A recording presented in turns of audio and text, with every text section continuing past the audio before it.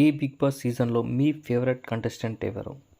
వారి పేరు కింద కామెంట్ చేయండి. అండ్ మీరు ఎవరిని ఎలిమినేట్ చేయాలనుకుంటున్నారో కూడా కింద కామెంట్ చేయండి. అండ్ మీ గెస్ ఈ వీక్ ఎవరు ఎలిమినేట్ అవుతారనుకుంటున్నారు? ఈరోజు ఎలిమినేషన్ ప్రాసెస్లో ప్రేరణ ఫస్ట్ మణికంఠను సెలెక్ట్ చేసింది. మణికంఠను సెలెక్ట్ చేసి తన గురించి రీజన్ ఏం చెప్తుందంటే, ఏదైనా ఒక బ్యాడ్ థింగ్ ఉందంటే మీరు ఇమ్మీడియట్గా రియాక్ట్ అవుతున్నారు, అందరితో కలిసి మాట్లాడుతున్నారు. అదే పాజిటివ్ థింగ్ అయితే మీరు అందరితో కలవట్లేదు, మాట్లాడట్లేదు. ఎందుకు? మీ గురించి ఏదైనా నెగిటివ్గా మాట్లాడితే రియాక్ట్ అయినంత ఈజీగా పాజిటివ్గా మీరు ఎందుకు అందరితో రియాక్ట్ అవ్వలేకపోతున్నారు అని చెప్పి ప్రేరణ క్వశ్చన్ చేస్తూ మణికంఠ నామినేట్ చేసింది. ఈ నామినేషన్ చూసి యాష్మి ఎందుకు చాలా ఎక్సైటింగ్గా క్లాప్స్ కొట్టింది. యష్మికి ఎందుకు ఇంత సంతోషం నాకు అర్థం అవ్వట్లేదు. యష్మి చూడడానికి అందంగా ఉంది, కానీ తన మనసు ఎందుకు చాలా హార్డ్గా ఉన్నట్టుగా అనిపిస్తుంది. మణికంఠ రియాక్ట్ అవుతూ మళ్ళీ ఎమోషనల్గా తన ఫ్లాష్ బ్యాక్ చెప్పాడు.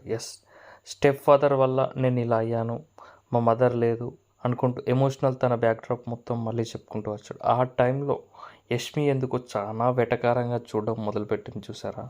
అది చూస్తున్నప్పుడు ఎందుకో నాకు చాలా ఇరిటేటింగ్గా అనిపించింది. యష్మి క్యారెక్టర్ మరి రాను రాను నాకు చాలా చాలా చాలా అసహ్యంగా అనిపిస్తుంది.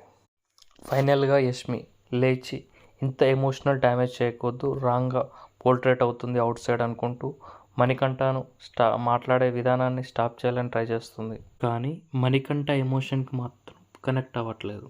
అందరూ కలిసి గ్రూప్గా మణికంఠను బయటకు పంపించాలి అని టార్గెట్ చేస్తున్నట్టుగా అనిపిస్తుంది.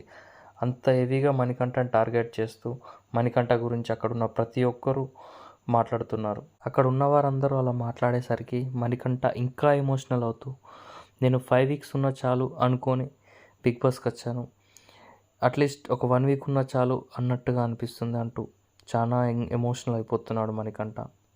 టు బి ఆనెస్ట్, మణికంఠ ఎమోషనల్కి బయట ఆడియన్స్ చాలామంది కనెక్ట్ అవుతున్నారు. And there is a truth maybe, ఎందుకంటే అంత ఈజీగా అంత లైవ్లో అంత జెన్యున్గా డ్రామా అనేది కష్టం. డెఫినెట్లీ అతను చాలా సఫర్ అయ్యాడు, అది క్లియర్గా అర్థమవుతుంది. అండ్ తను లోన్లీగా ఫీల్ అయ్యి సడన్గా ఇంతమందిలో తను లైఫ్ లీడ్ చేయడం అనేది చాలా కొత్తగా అనిపించి తను ఎలా రియాక్ట్ అవ్వాలో అందరితో తెలియక అలా బిహేవ్ చేస్తున్నాడేమో అన్నట్టుగా అనిపిస్తుంది.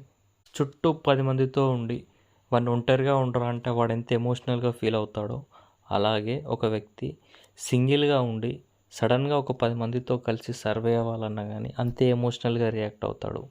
సో మణికంఠ ఎమోషన్కి ఒక వాల్యూ ఇస్తే బాగుంటుంది అనేది నా ఒపీనియన్. ప్రేరణ సెకండ్ నామినేషన్ కంటెస్టెంట్గా సోనియాని తీసుకుంది. సోనియా గురించి తన రీజన్ ఏం చెప్తుందంటే, నువ్వు అందరినీ వి అని అందరినీ కలుపుతూ మాట్లాడుతున్నావు, బట్ నువ్వు చెప్పేది మాత్రం నీ ఒపీనియన్ అని సోనియా గురించి తన ఒపీనియన్ చెప్పింది. ప్రేరణ ఇద్దరు కంటెస్టెంట్స్ని నామినేషన్కి సెలెక్ట్ చేసింది. ఒకటి సోనియా, రెండవది మణికంఠ. అందులో నుండి నిఖిల్ సోనియాని సెలెక్ట్ చేసి తన రీజన్గా నేషనల్ ఛానల్లో నువ్వు మాట్లాడుతున్నప్పుడు ప్రాపర్గా ఆలోచించి మాట్లాడు,